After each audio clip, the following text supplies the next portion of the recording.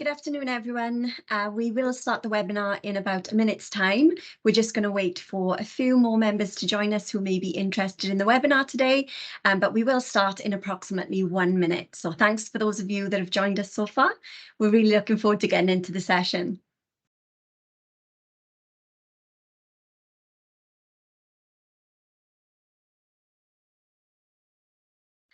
Okay, good afternoon, everyone, and welcome to today's webinar, which will focus on women in leadership.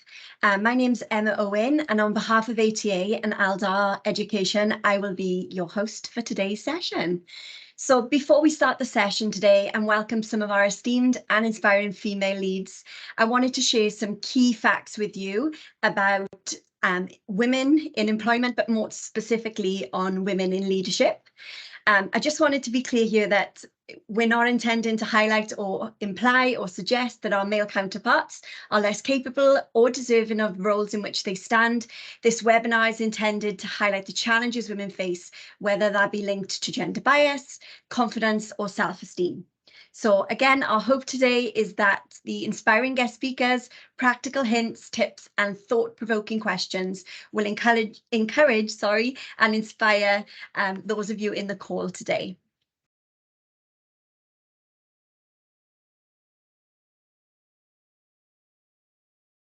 So just a reminder that obviously this is a webinar, so use of cameras and microphones has been disabled.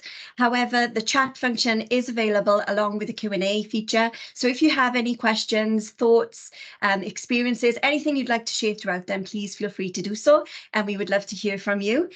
We have also enabled the reaction feature. So please feel free to send some love to the presenters in the session today and the guest speakers as well. Okay, so let me share the agenda for today, which is scheduled to take approximately 1 hour. So first, we're going to look at what the research tells us about women in leadership. We will then move to our first guest speaker, which will be Donna McMaster, our Director of Education, and Sarah Weaver, Principal and CEO of Al Memorial Academy, for one of our discussion topics, before moving on to look at the stats on women in leadership in Aldar Education. We know that some of you in the call today may be external and not in Aldar, but we hope there's still a lot of interesting content and discussion topics for you to engage and enjoy and hopefully be inspired by today. Then we will be joined by our third guest speaker, which is Miss Maria Sharples, our Academic Director of Aldar Training Academy, for a further discussion topic before moving on to looking at the ways in which female leaders can support and inspire other women to become highly successful leaders.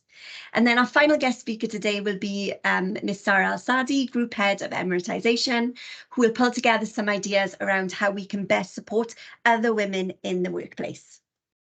Okay, so let's get into it. So the finding on your screen comes from Hewlett-Packard internal report, and it's been quoted in articles such as Lean In, the Confidence Code, and dozens of other articles worldwide. So again, my intention for sharing this is not to suggest or attach any negativity to our male counterparts, but rather serve as supportive advice to women to have more faith in themselves and their capability.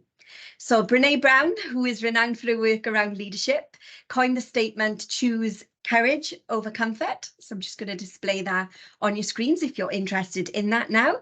And in reality, obviously, we know many candidates may not meet the full set of criteria for a role. However, instead of discounting ourselves, we should be looking more to think about, how we can align the skills and attributes that we have that are transferable to to mastering the omitted skills for the job specification or criteria.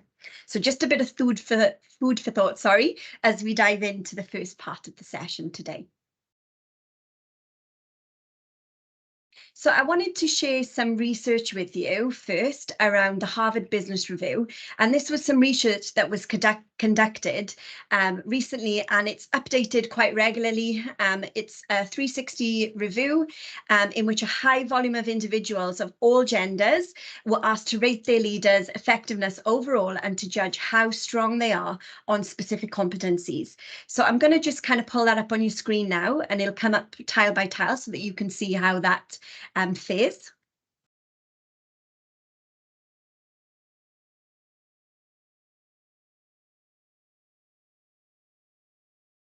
Okay, so I'll just allow you to digest some of those stats that are coming up now and how they align to the capabilities on the left-hand side of your screen.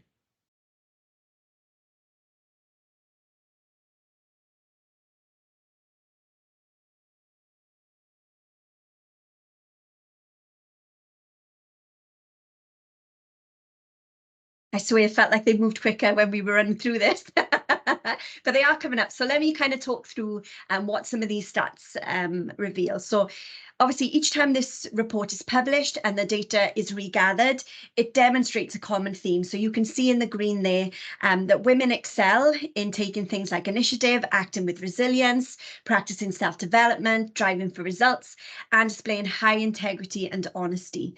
So in fact, in the latest data capture that was made, women are deemed to be more effective in 84% of the competencies that were most frequently measured in relation to leadership. Okay, so again, not suggesting anything about our male counterparts. This is just to highlight that we should have confidence in our ability and our capabilities, because there's data and there's research to quantify and justify female leaders and what it is that they excel in and what it is that they bring to the workplace. Okay, just making that very clear. All right, so let's pause on this for a brief moment and consider the reflective question on your screen. So I would encourage you to note this down and maybe reflect on it outside of the webinar today. Or if you want to take a screen grab, this webinar is being recorded and we will be providing this and sharing this to the staff within Aldar Education, but also more widely on our LinkedIn and our socials.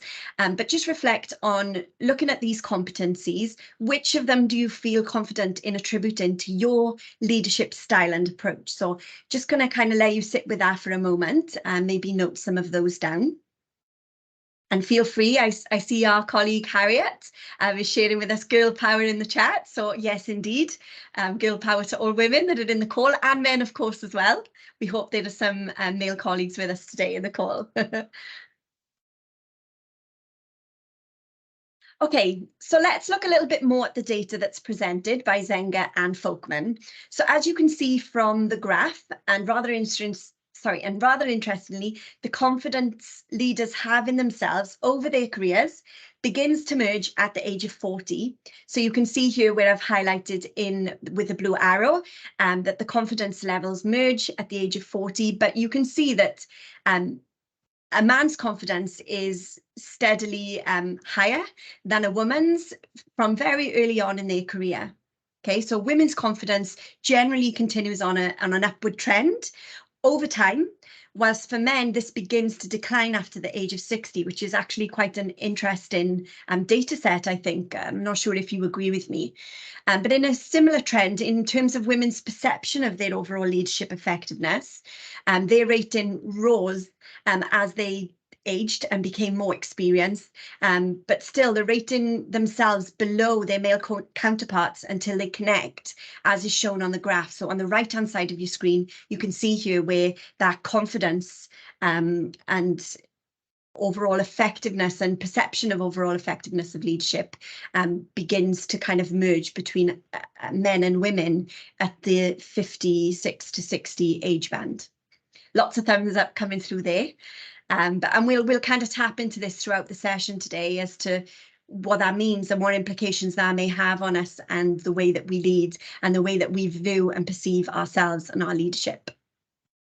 So again, a little pause for reflection. And again, please feel free to note these down.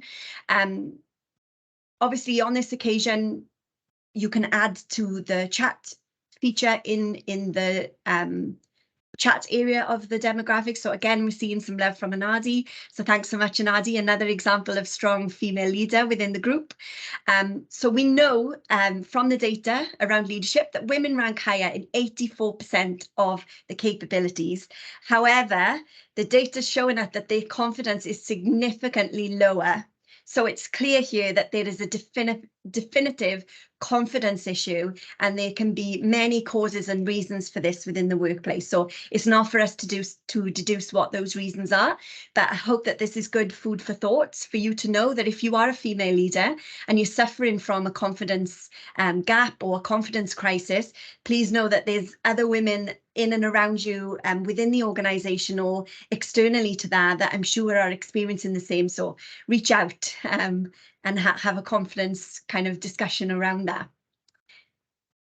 Okay, so with that in mind and with this data in mind, I want to move to our first guest speaker for the session today, Miss Donna McMaster, who is our Director of Education. So Donna, thanks so much for being with us today. We've just seen in the data that women's confidence steadily increased alongside their experience. For female leaders who are maybe at the earlier stages of their leadership career, we hope that you could provide some insight into the question, how can we lead our workplace with conviction and confidence? Thank you very much, Emma. I'd first of all like to comment on the fact that we have 204 people in this meeting. I've been watching the number going up, so well done to everyone who has joined this afternoon. I think, first of all, Emma, this is a fantastic opportunity for leaders to come together, because I know there's both female and male people in the meeting room, which is just amazing, because I think we can all learn from each other. So I want to start off just by saying that, yeah, when I saw the trend in confidence in the age, I thought, well, I'm not going to share my age and tell you where my confidence level is, but we'll push that aside. So I've been very fortunate in my career to have had many different leadership positions, and I absolutely can see, when we talk about confidence levels and age, but obviously confidence and experience. But I also think that confidence is very much affected by the people who are round about you. And one of the things that I always try to do is to surround myself with positive, uplifting people. I'm a great believer in uplifting leadership in the workplace, and I believe that has a very strong correlation with the impact of the work that I do. So a very clear message to everyone, regardless of what stage you're at in your career, your confidence is so important in what you do every day. So what do we mean by confident? Well, I can walk out of my office, I can put my biggest pair of high heels on, I can walk out there and I can look very confident, but inside may tell a different story. So whilst I can look at the statistics with confidence and age, I still believe that the workplace, the culture that exists in your organisation is really, really important. So there are some messages that I would give out in terms of leading with confidence and conviction. And number one is believe in yourself. You have to believe in what you're doing. That is so important. But it's also okay not to be overconfident. I've had, a career from classroom teacher to working, at government level, where people think they know everything, and actually, no, you don't, because you're just about to be knocked off of your perch. So it's always important to keep your own confidence levels. I sometimes tuck my confidence levels away, because there are many situations that we can all go into in different job positions that you might not be that confident person. But very clear message, believe in yourself. I heard someone talking recently about, again, leading in the workplace and how females like to check the email they're about to send 4, 5, 6 times, whereas some of our male counterparts would just hit the send button. So, a very clear message, read it once, read it twice, send the email. It's not the end of the world. What do I mean by that? Well, what I would say is that it's okay to make mistakes. In fact, I think it's fabulous to make mistakes, because it shows our own confidence levels. We have to be brave, we have to be bold. If we look at the job we do every day, of course people make mistakes. So, but with that confidence, it's not about saying, oh, well, just say, well, what have I learned from that experience? So in the workplace, you know, it's okay to make mistakes. Again, regardless of whether you're in a classroom, whether you're in a school office, whether you're the principal, or whether you're the director of education, it's completely and utterly irrelevant. So leadership absolutely requires confident individuals, and that's where professional development comes in. I strongly believe that if you're going to lead with conviction, you have to know your game. You have to know your business. So if you're a classroom teacher, you know, if you're doing the same things as you were doing 10 years ago, then you're standing still. So that conviction, what does that actually mean? It means that what is the vision for what you're doing, and how can you achieve the very best? So leadership does require those you know, confident individuals committed to the vision. That's really, really important. How you present yourself. If you're going in to deliver a presentation to your parents, to your students, to your staff, I always talk about, you know, when trying to support people in the workplace, get your shoulders back, get your head up, go out there and show them what you can do. I think that's a really, really important aspect of our job as leaders, and empowering other women into the job. I think in terms of emotional intelligence, very, very important to read the room. Don't be put off by people who keep trying to cut you off, people who try to dismiss you. Stick to the facts. If you've done all your research on anything you're going on to deliver, don't be distracted. But again, buy yourself some time if people are putting you in situations where you think, oh, what we're going to do. Just say, thank you very much for your question, and I'll get back to you. And one of the things that I've learned is not to try and, what we would describe in Scotland as, bluff your case. Bluff your case is where you're trying to, you know, just answer the question in panic mode, where actually it's a much more powerful message to deliver, is to say, thank you very much, and then go back, but always go back to the person. That was how I would be saying to, you know, people who are coming through their leadership journey just now. That is something that you would do.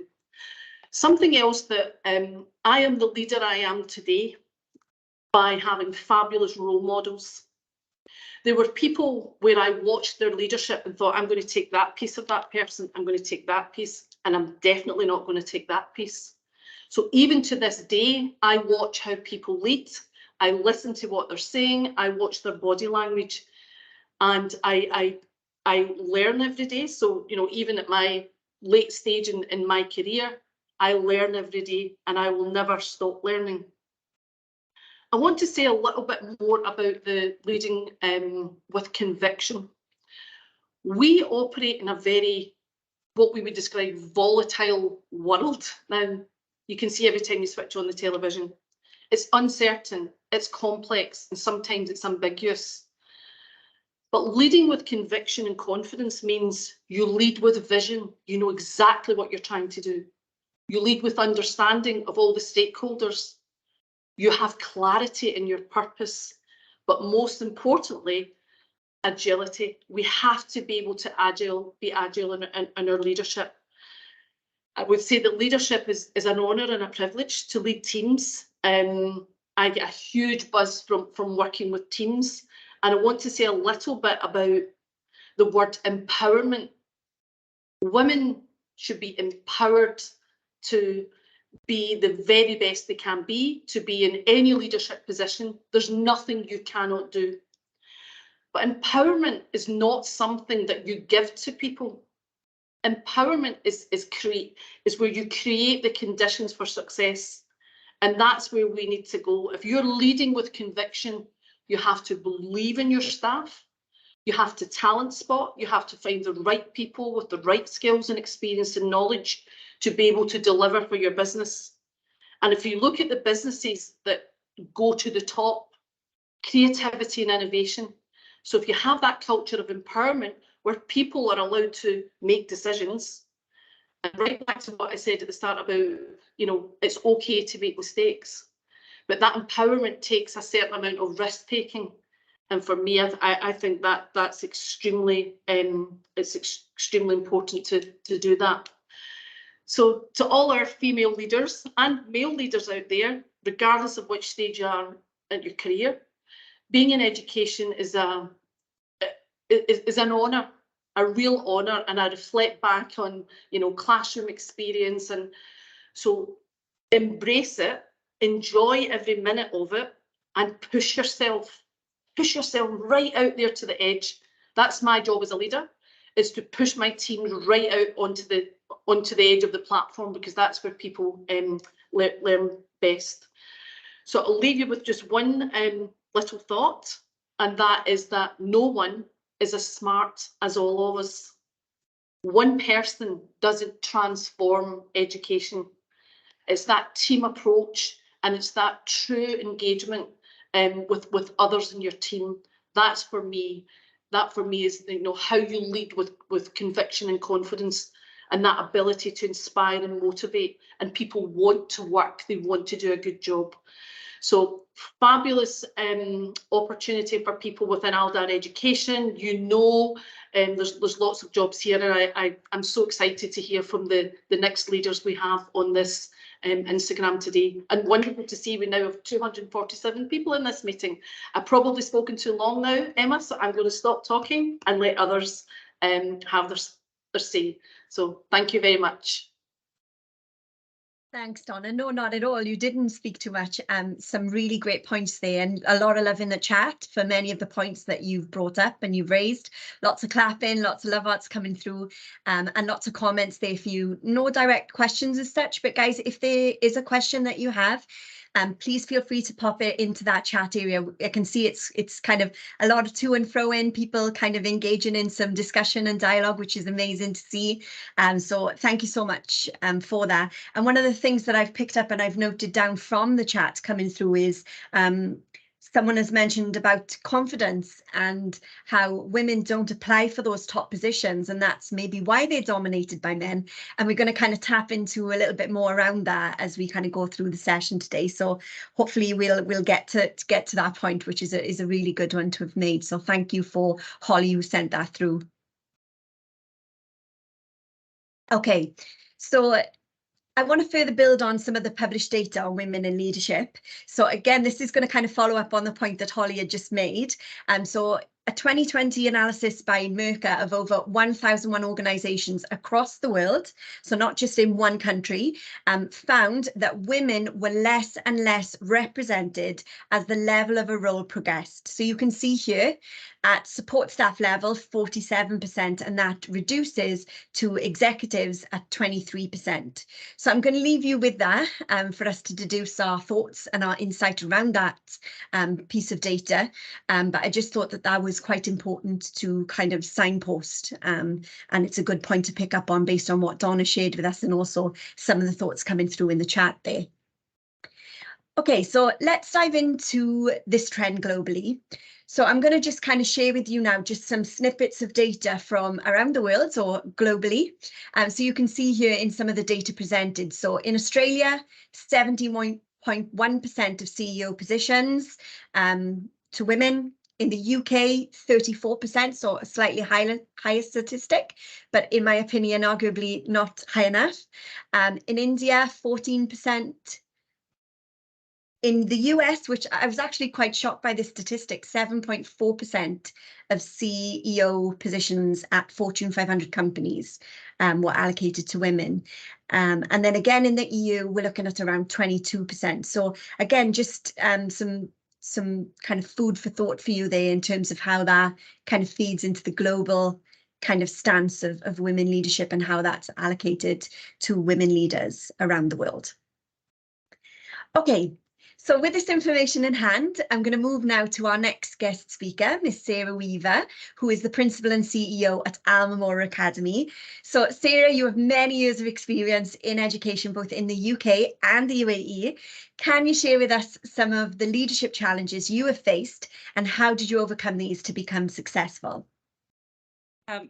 Emma, thank you so much, and thank you to everyone for being here today. Actually, I feel really empowered, and I feel really honoured to actually have been invited to speak today, and what a privilege it is to be, you know, recognised as a successful woman in education and a female leader. So yeah, so thank you. And what I'm going to actually start with, I'm going to change my complete plan, just listening to what I've heard today, and actually seeing some of these things in the chat come up about vulnerabilities and being open and failure and success. I'm going to tell you something now. I phoned Emma 2 hours ago and said, Emma, I don't know if I've got the right thing. Am I gonna, you know, I don't want to let you down. And that probably epitomizes, doesn't it, many of the things, and encapsulates so many of the things that we've already discussed. So even though I've had that recognition, and I'm so proud to sort of be here today, there I am 2 hours ago, I promise you, going, Emma, I think I've got the theme wrong. I'm not quite sure. Am I on the right track? So I'm going to open myself up, I guess, to those vulnerabilities still as a female leader and as a leader, that it doesn't go away, and it will probably permeate quite well with some of the messages that I want to share with you today. So yeah, I can see that comment. We've all been there, and it's true, isn't it? You think you know what you're doing, and then you have that moment of self-doubt and you go, oof.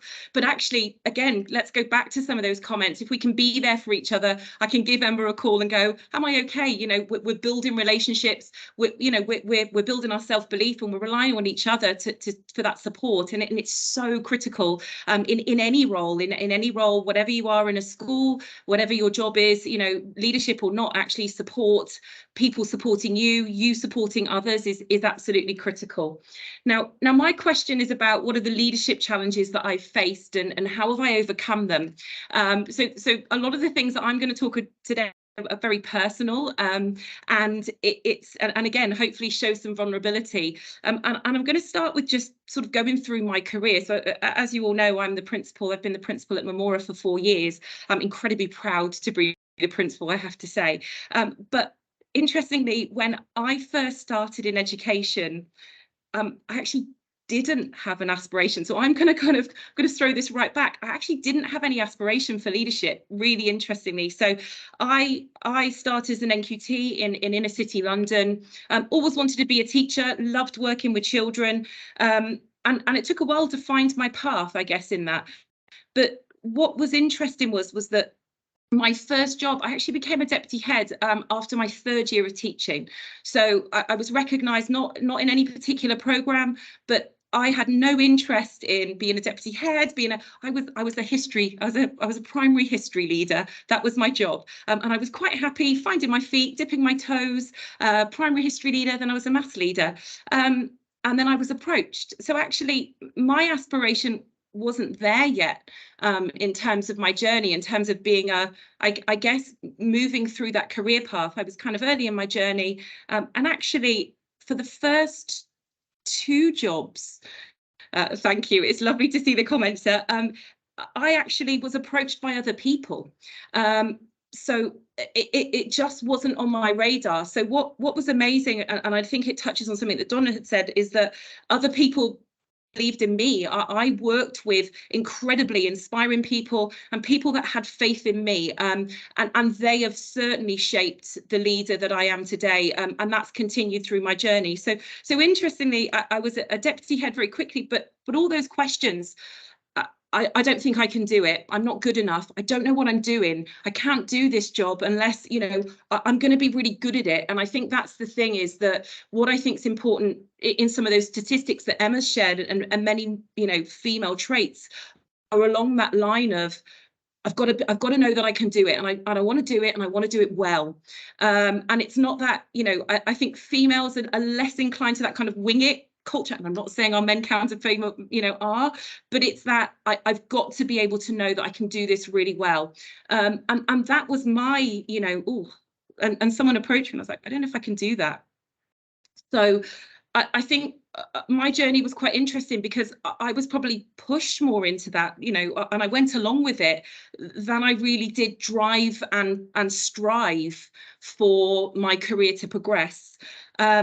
So then I was a deputy head in London, and then I decided after 10 years of being in that school to move to the UAE. Now, again, my husband had said to me, should we do something? Should we, you know, should we change things? And actually, I remember going for an interview for the job that I got. And what was so interesting when I went for the interview for the job that I got in Dubai, an assistant head. And I remember going to this interview, and it was for an interview in Chelsea. School in Chelsea, private school in Chelsea. I've come from a school in inner city London, one of the poorest, most deprived boroughs in the country. And I went to this interview, and I was like, I want this job, I want this new life. Yeah. But then I was like, oh my gosh, and I'll be really honest and transparent. I was like, this is too posh. I'm not posh. I'm not fat. I can't do this. I'm not a private school. And remember just walking, even just to this building, and saying, oh my God, like I'm out of my depth here. Whoa, this, you know, private school, you know, school in Chelsea, school in Dubai. And actually, even before I walked in the door, that just seeing a building and its location, it affected my perception of self, and my ability to get that job.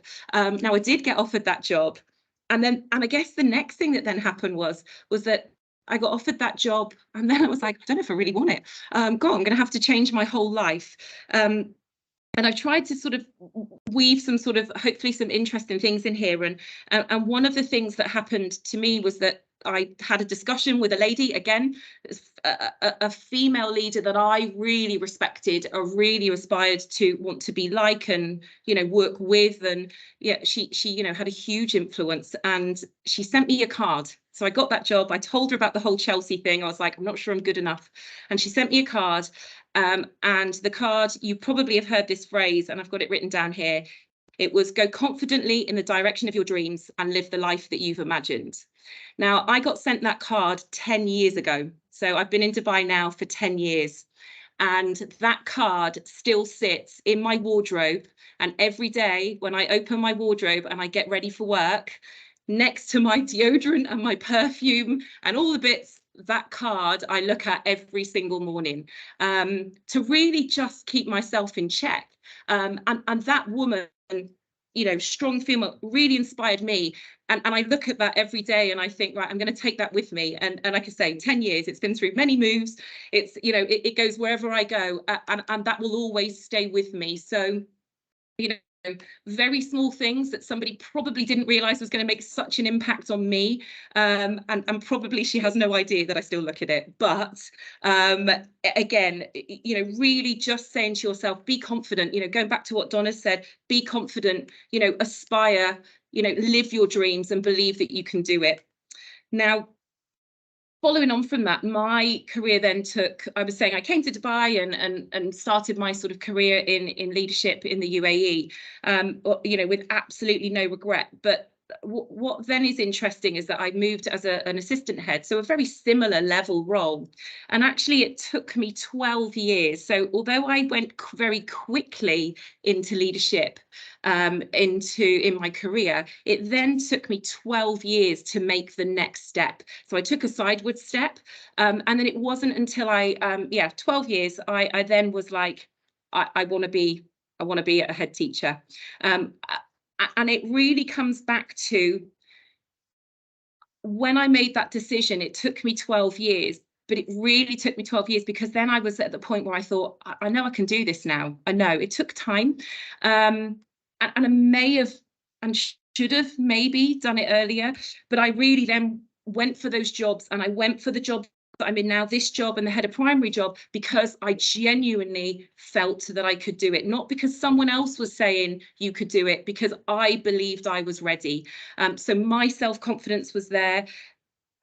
And actually, again, it's so interesting that it goes back to Emma's research, and I genuinely believe that came with age. I had a little dream for myself that I would become a head of primary by the time I reached 40, and I did it, I think, at 39 and probably about 6 months.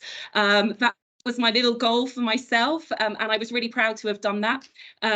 Again, down to age. So it's really interesting, that sort of Zegna and Folkman presentation and the data that sort of says that experience comes with age. So I truly feel I've been on that journey. And as I say, I think if you take some of these traits, you don't necessarily age. I don't think age is the number.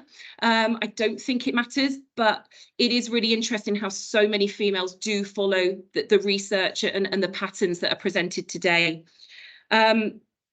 So sort of that's my journey really, and again, then coming into Aldar, incredibly proud.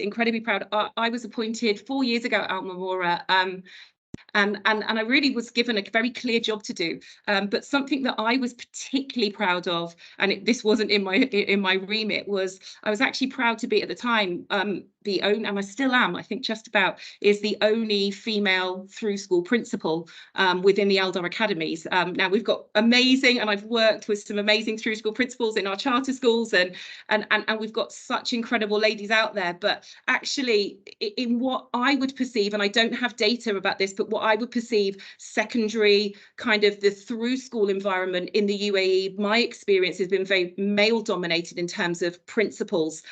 So actually, and again, someone believing in me, someone taking a risk, and having the faith in me that I could do it, but more importantly, that I knew I was ready. So sort of pulling some of those points together, I guess, just in my journey and maybe some of the challenges that I've faced.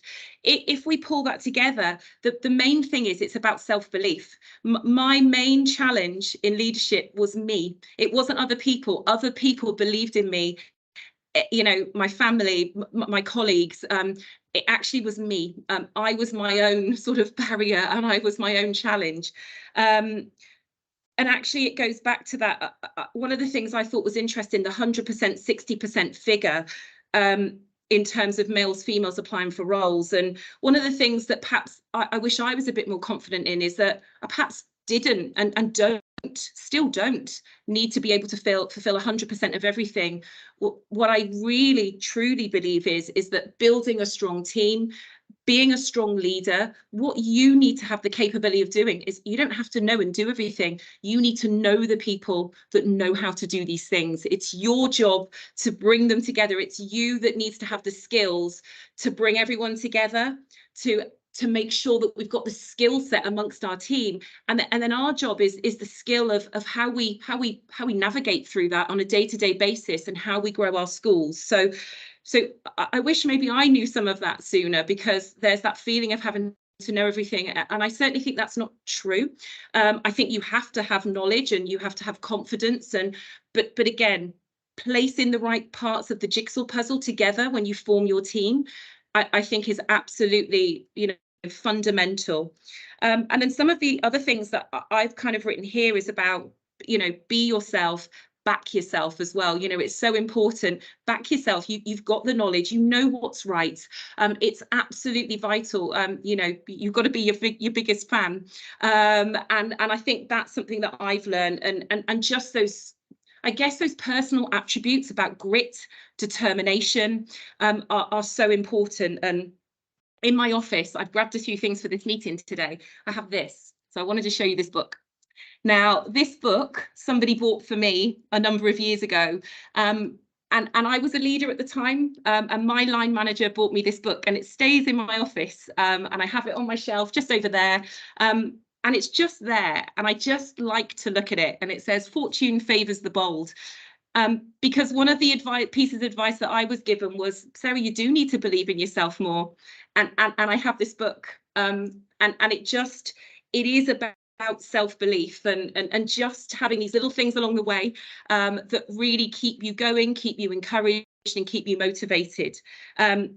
One of the things that I also think is critical, and it is about this relentless pursuit, and I'll use it a couple of times, the relentless pursuit for drive, the relentless pursuit for excellence, the relentless pursuit to believe that you can do.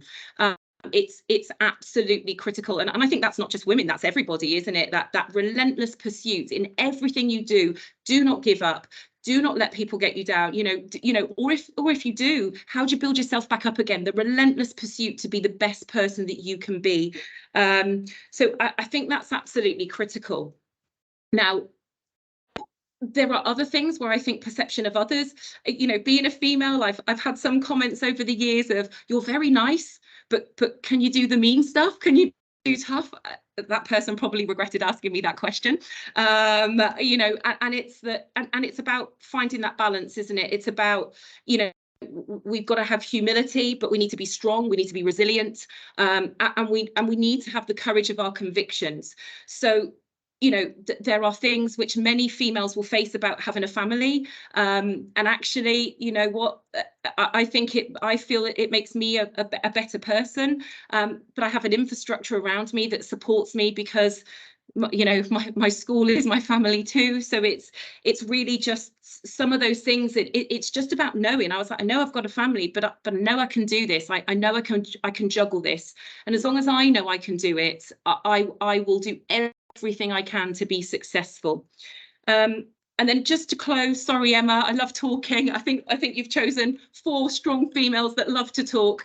The final bit for me is that, how do I overcome? So I've talked about the challenges, and it's, again, a very personal journey, but how do you overcome? So some of the things that I think might be useful, and I've put here, stand by what you believe, you know, stand by what you believe, you know, your moral core, your principles really will guide you through your journey. And actually, I wanted to share, and I don't know, Emma, if it's of use, I can sort of share this and we could maybe pop it in the chat. There's a couple of pieces of research out there which I thought might be interesting, which is from the National Governance Association, and it's called the Framework for Ethical Leadership in Education. And actually, this has really helped me as a leader stand by my moral purpose. You know, it talks about these attributes: selflessness, integrity, objectivity, accountability, openness, honesty, trust, wisdom, kindness, justice, service, courage, and optimism. So it's a very, very powerful document that I genuinely believe would be valuable to share. I've found this incredibly important in shaping the values of the school, in shaping the values of recruitment, you know, our ethics. So, and that's helped me to stand by what I believe. This is kind of, when I've been in doubt, I'd be like, well, actually, no, you know, I'm optimistic. I've got resilience.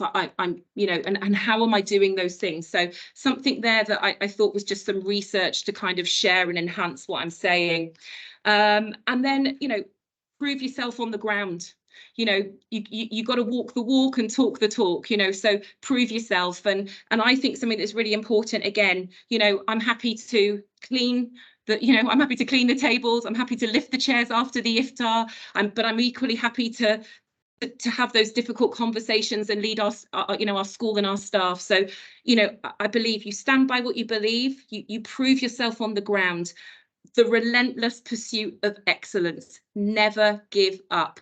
It is absolutely vital, and don't be ashamed that you're striving for more. You know, even if you're being tough in that, you know, do not give up, stand by what you believe. And this phrase, the relentless pursuit of excellence, I think I hope it's inspiring, and just say, I'm doing this for the right reasons. What you say is what you do, and to be consistent. And if you do all of those things, I think those are the ways that I've tried to overcome some of those challenges. And for me, the outcomes of that builds trust, it supports improvement, and it promotes change. So I hope that combination all together, and the one thing that I really want to say is, and if all else fails, and I'm talking to the educators, which in the main that we are, always bring it back to the children. And everything you do, if you bring it back to the reason that we're here, we know that we will overcome our challenges, we'll overcome the difficulties, we'll be strong leaders because we're doing it for the right reasons. So, you know, so that's it. That's kind of me. And hoping to sort of bring it back to the children that we work with. I hope that sort of gives you some inspiration to want to be a principal. go No, forward. lots and lots of food for thought there, and lots of love in the comments coming through as well. So I encourage you to go back to the chat and read a lot of the love that's coming through for you. Thank you, everyone. A few key things there. The first word I wanted to pull out, I'm just frantically taking notes. Lots of food for thought there. So thanks, Sarah. The word vulnerability. So again, directing anyone that's interested to look a little bit more into this topic. Brene Brown does a lot of work around vulnerability and how that can support us in our leadership role, and how it's a key attribute to leadership. Another word that's coming out really strongly is that imposter syndrome. So I know I feel that probably every day. I'm sure other women in the call feel that a lot. So maybe there's a piece of work that we can do around that, and maybe in a later webinar around imposter syndrome. But thanks so much, Sarah. Really appreciate that, and really appreciate you kind of honing in on those personal experiences that you've had. Because I know obviously your question was very personal about your path from the start to where you are now. So thank you so much for sharing. So Emma, what I'll do before we go on is I'll find the link and I'll pop it in the chat. Okay. Amazing. Thank you. We all love a key takeaway, guys. We all love a key takeaway. So I'm sure everyone will be downloading that. So thank you. So we're going to just move on quickly now, and I'm going to just share some information with you really about the representation of female leaders within Aldar education. So again, if you are with Aldar, you may find this interesting. If you're not with Aldar, you may find this interesting. It may inspire you to want to come and join us, to come over to Aldar. Not that I'm trying to poach in the call, but you never know. So my next bit of data then, our latest HR audit. So Andrea, I can see you're in the call today, so thanks so much for providing this information. But our staffing structure, so within Aldar education, we have over 87 nationalities.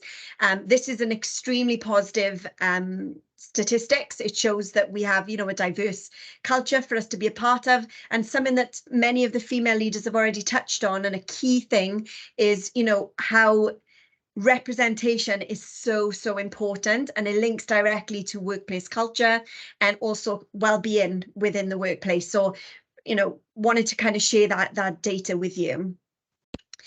Obviously, again, we're so incredibly proud to have a strong, humble and inspirational female CEO in Saha Cooper.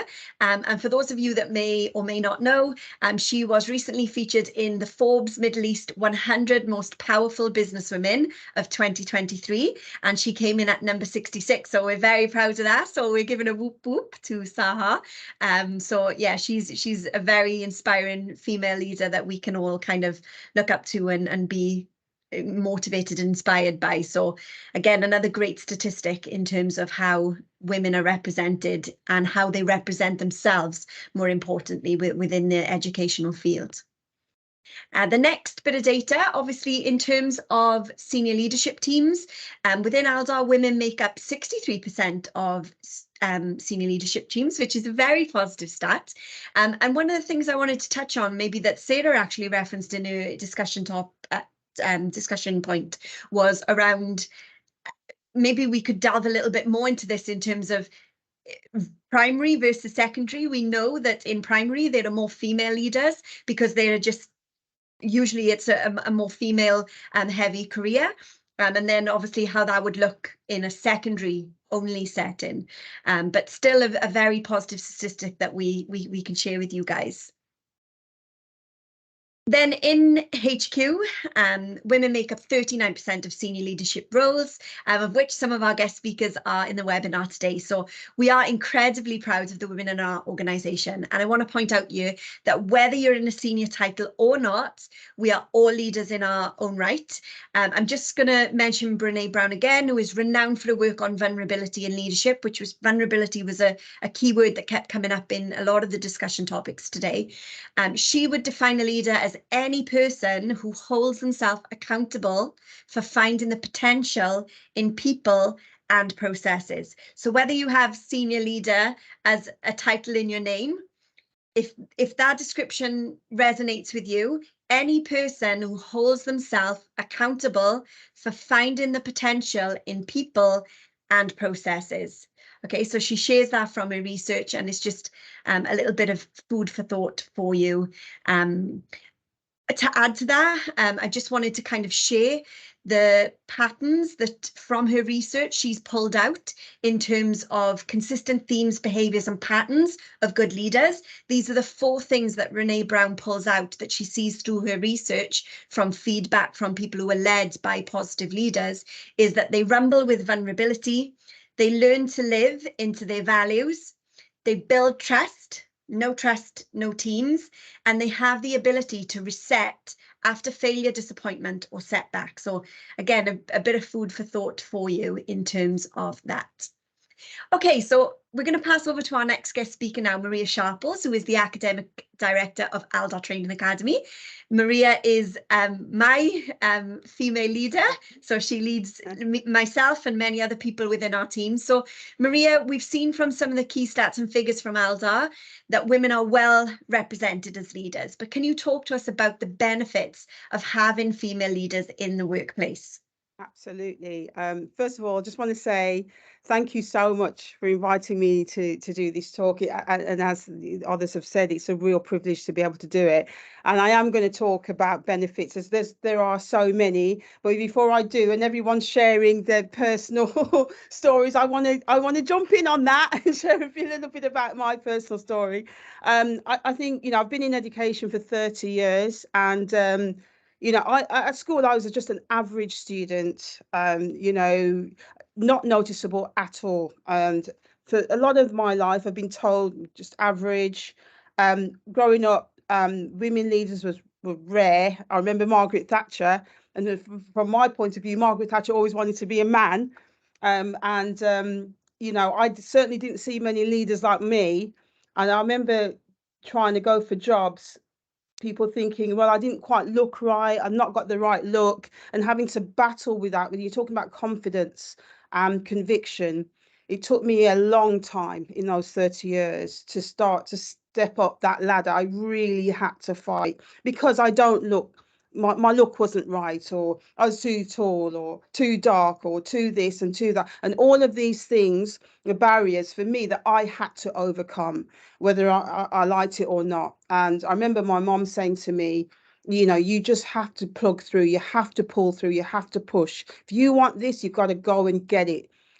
You know, don't have any chips on your shoulders, just go and get it. Make sure you've got the skills. And those are things that really resonated with me. I remember when I was teaching for about 12 years as science teacher. Then I kind of took on a role as head of department and so on. And I was given I had to apply internally for a position, a leadership position. And I had a fantastic role model, a fantastic leader who was supporting me. And in this interview, I was very nervous. I mean, I didn't think I could do this job. I think it was to do with pastoral care as well as doing the academic side of that. And I thought, oh my gosh, it's just too much. I don't think I can do it.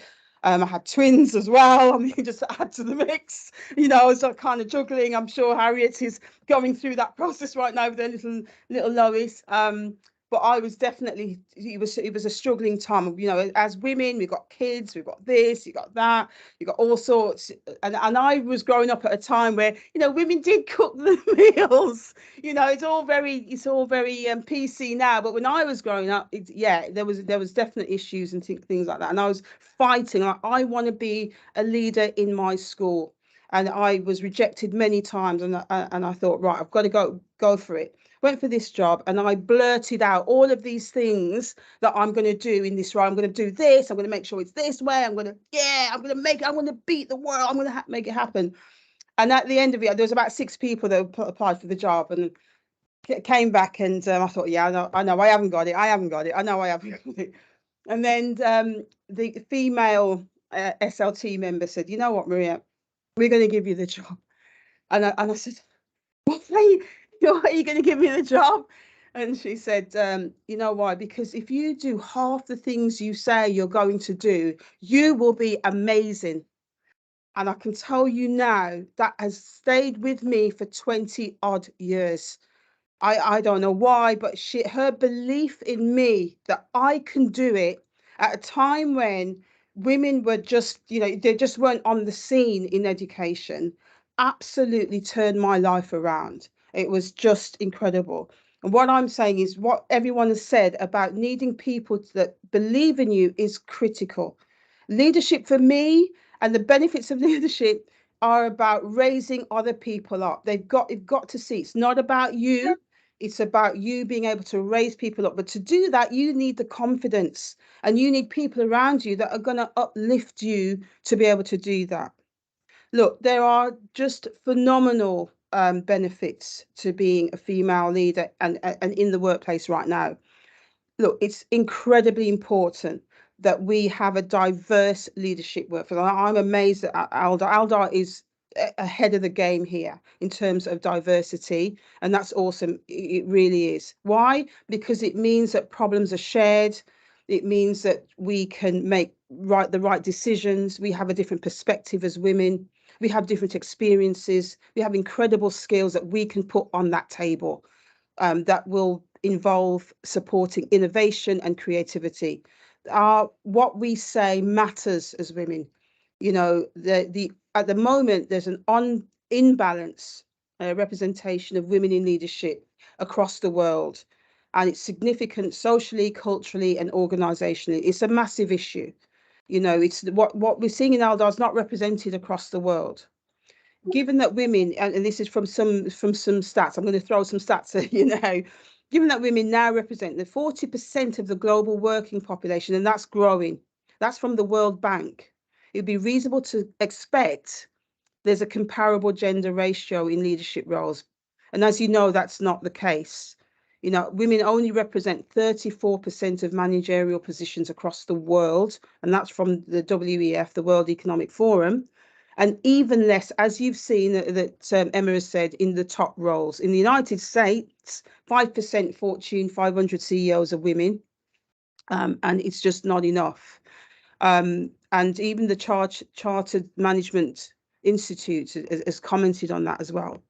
So for us, there needs to be a level playing field in leadership between men and women. And, you know, in 2023, we are still having to discuss about women's role and equality and the need to close that gender wage gap as well. I mean, that is also key. And across the world, I mean, this is about, you know, women having their mark across the world. And it starts with these individuals in this talk. It starts with us making that decision. We can't afford not to be confident.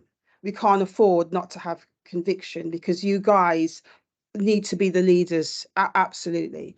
And you know what, there are great strides in terms of empowering women in leadership positions, but we're not there yet. We need to keep going. You know, the truth is, it's not only women business leaders who benefit from this. Men benefit from having women. They may not realize it, but they really do. You know, greater gender equality contributes to broader economic benefits, enhances productivity, improves development outcomes. You know, diverse leadership teams that embrace women leaders foster the interaction of different worldviews, as I've said, and solve problems. Many psychological studies have been done. I know there's loads of research out there that reveal that women are more open to collaboration and are often prepared to do more for their teams in the long run. And that's the key. The key here is that leadership is not about self. It's not about I. You know, you have to be prepared to lift your team up. You have to be prepared to take the blame when things go wrong and give the credit to those who have done it within your team. That's a difficult skill, and people struggle with it. Men struggle with it, women struggle with it. But that's the epitome of true leadership, 100%. And that's what we should be striving to. And women need that more than ever. Women can act as role models for other women in the workplace, encouraging women to aim for leadership positions. And we need to be proud to do that, because that's attainable. Certainly, women leaders can improve workplace culture. Well-being has already been said. You know, women leaders, as well as being strong collaborators and way more empathetic, which can lead to stronger relationships, higher employee morale, resulting in reduced staff turnover. All of those things are true. But you have to be a risk taker, as people have said. You've got to be able to stand out and say, look, I'm going to fight for this person. I'm going to fight for this. We need this person, because, you know, women may be quiet, they may be confident, but you know what? Their skill set is really needed in the workplace more than ever now. And there are lots of surveys, and I'm not having a go at men or anything like that, but there's one completed in 2021, revealed that 31% of women leaders, compared to 12% of men, provided emotional support to their teams. 61% compared to only 7% of men checked in on team well-being, and 42% of women, as opposed to 6% of men, ensured workload was manageable. And again, the women in leadership have such a pivotal role. And I think we're beginning to see that more and more and more in the workplace. And when you see these monotonous leadership top tables, they're not working. That does not reflect society. And women reflect society, and we need to our seat at that table. Now, look, bottom line, overall, I truly believe women leaders, they benefit society as a whole, hands down. We promote gender equality, empowerment, ensuring that they have the opportunity to have their full potential. And they have, the world has no choice. We are here and we're moving up. We're going to take up. It's happening. So my last thoughts are here. I was just looking at loads of quotes, and when you go on and you look at quotes, the quotes are all about leadership, are all from men. And I'm going to take one of these quotes, which it actually says, "No man will make a great leader." I'm going to say, "No woman will make a great leader who wants to do it all herself, or to get all the credit for doing it." And I think that's the truth. I mean, to be a leader, you got to put your team out there, you got to protect them, you got to support them, you got to push and strive, as everyone has said, as before me, you got to strive for excellence. So I do think that is the key to us ensuring that we benefit the workforce. So guys, thank you so much. Thank you. Maria, I've got to say, I've really enjoyed it. It's been amazing. Absolutely amazing. Thank you. Maria, just have a quick look in the chat. And I know from the chat that as well as me feeling this, other people are feeling this, but you are a vibe today.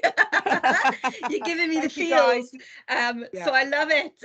So lots of empowerment coming through there. And, I don't know if you send Maria some love if you're feeling that she was a vibe this afternoon. You're bringing that energy, Maria. Yeah, I'm just loving it. I just think we need to do more of this. I mean, it's just so powerful. It is absolutely fantastic. Thank you, guys. Thank you so much. No, thanks so much, Maria.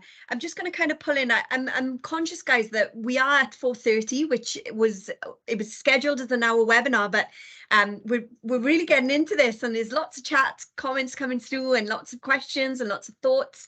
So we are going to just run over and kind of ease into it. Anyone that does need to leave us, that's worried about missing out, please know that this webinar is being recorded.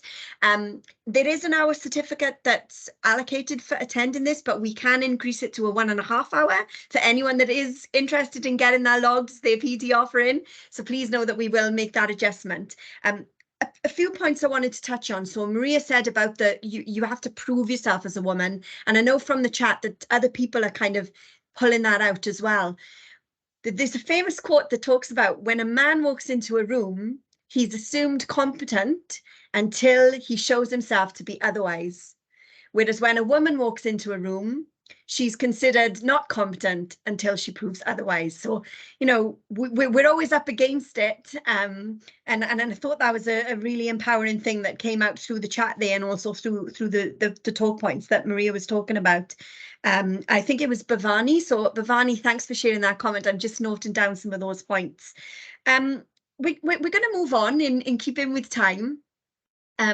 Obviously, in terms of leadership, how can we be high achieving women, and how can we inspire others to be highly effective in their leadership? So some quick points here in terms of how we can do that. So setting clear goals and expectations. So successful leaders, they set clear goals, they have clear expectations for themselves and their teams, and they assure that everyone is aligned and working towards that same vision. So again, picking up on what Maria said, it's not a one-man band. If you're a leader, you have to lift others up, and you have to identify, as Sarah's highlighted, what the skills are in others as well to kind of pull them along with you.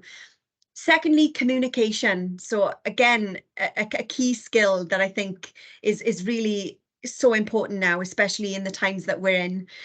Leading by example. So again, some of our key speakers have kind of pulled that out. I know Donna mentioned about leading and kind of leading by example and walking the walk and talking the talk. Embracing diversity and inclusion, so making sure that there's that representation within your team, within your culture, within your school, within your setting.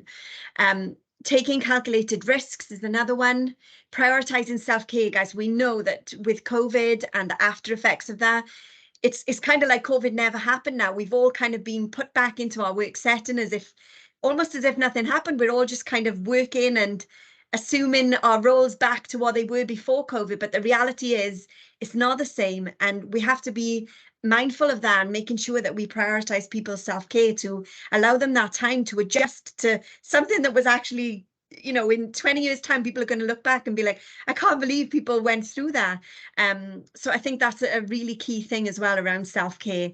Building those strong relationships, continually being, you know, open to learning and growing is key as well. So those are just a few strategies for inspiring highly effective leadership in others.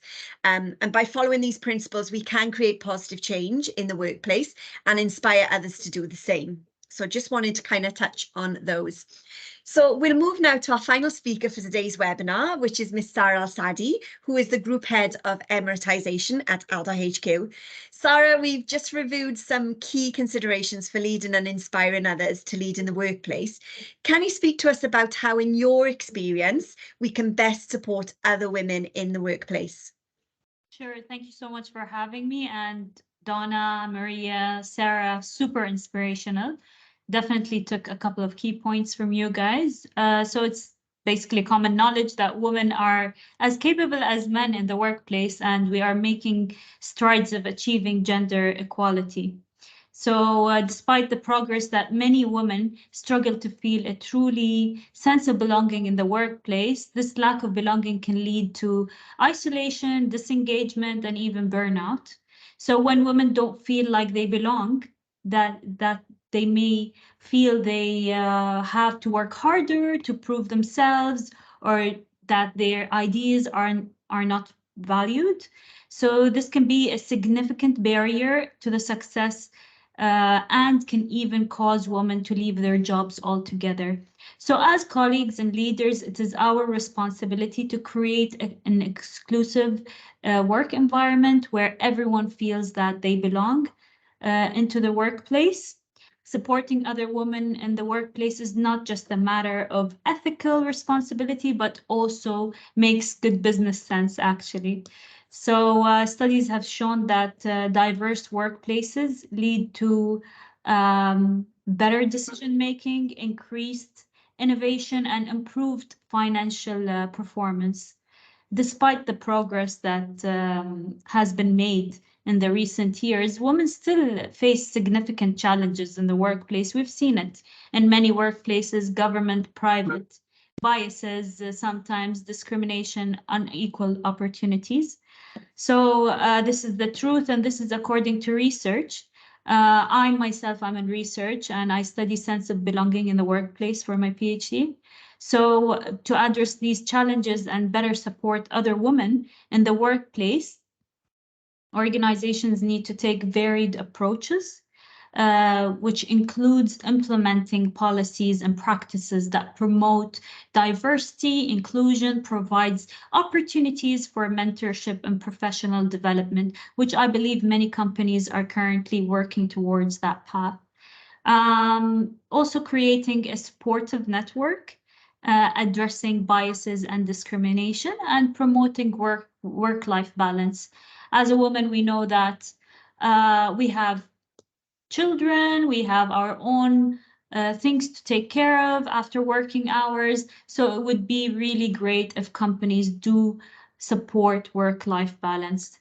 Maybe an effective way to support other women in the workplace is through mentorship programs. These programs can provide range benefits, including career guidance, support, network opportunities. Mentors can also offer advice on navigating workplaces challenges and provide insights into the industry trends. as well, on the best practices. These networks, I believe, really work, and women usually support each other going to such network focus groups or whatever it is. Maybe another critical aspect of supporting other women in the workplace is addressing unconscious biases and discriminations. This requires creating an inclusive culture that values diversity and inclusion. So basically, through training, hiring practices that prioritize diversity and implementing policies and procedures that promotes fairness and equity. And creating a supportive network is also essential for supporting other women in the workplace. And women's networks can provide a space for women to connect to each other, share ideas, experiences, and offer support to one another and advice. Providing these trainings and development opportunities are also very critical for supporting other women in the workplace. Like, for example, this forum, it really encourages other women to just stand up and just work harder and understand that, yes, this is my place. I will do this. This is me, regardless I'm a woman or, just am I a mother or stay at home, or it doesn't matter. We have a role in each and every aspect of life. So I'll go back to as we move forward. It's very critical that we continue to have these conversations and take meaningful actions towards creating a more equitable workplace for all. To achieve this, we must challenge definitely biases and diverse perspectives. So to all the attendees here, I encourage you to take what you have learned today and put it into practice in daily lives.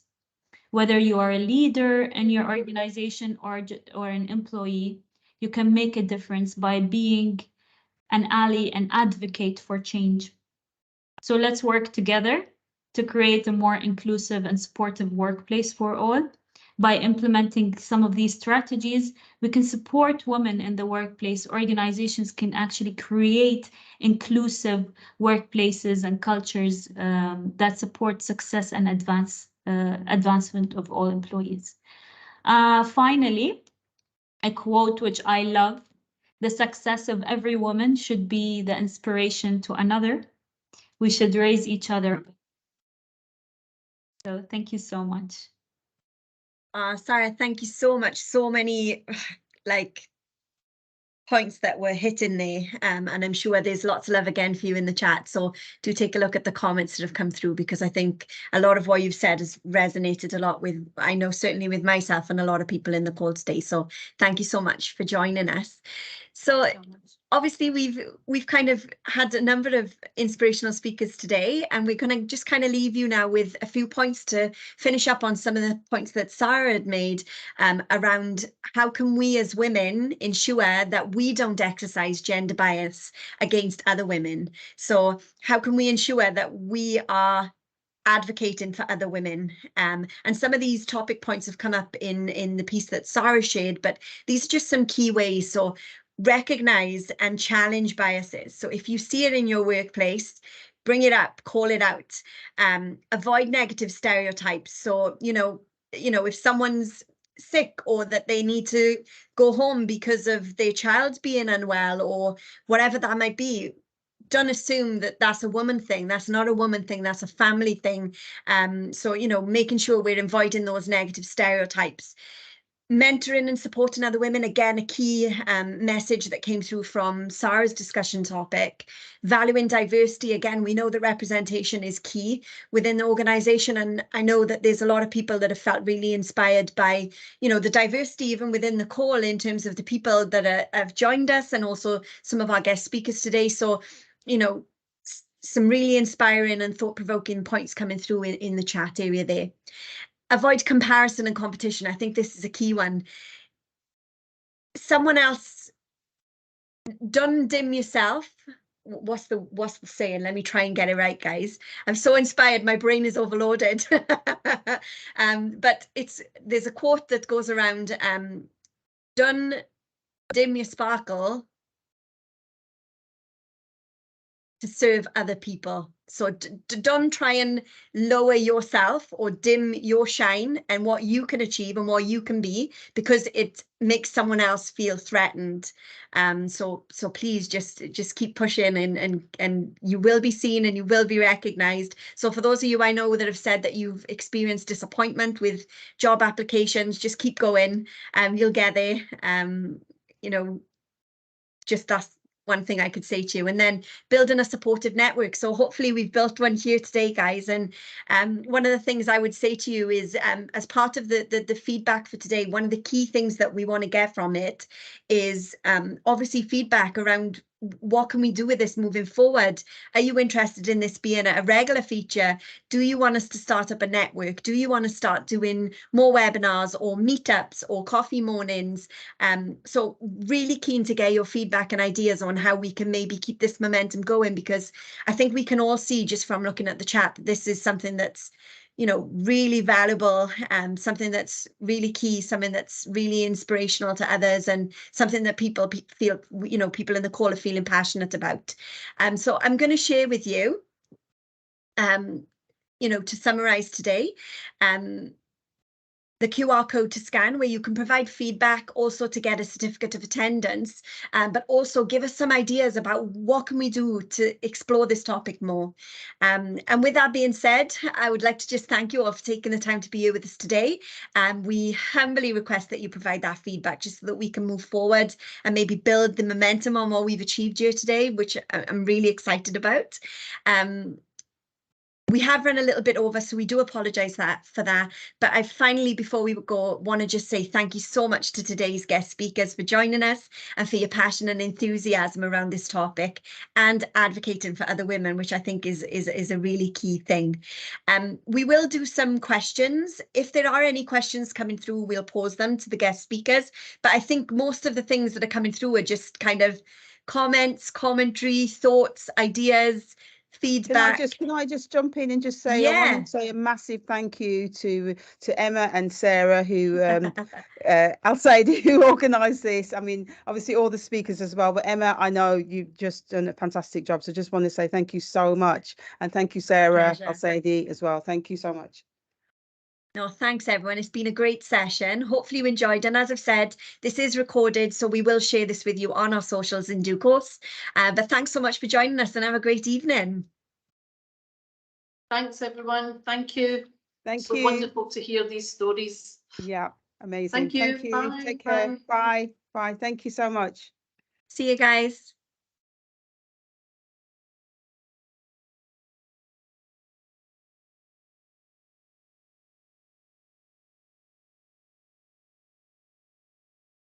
So I'm just going to hang back in case there is anyone that did have any questions. If the speakers are unable to answer them, if they've maybe already jumped out to the call, they're keen to go and get their tea, I'm sure.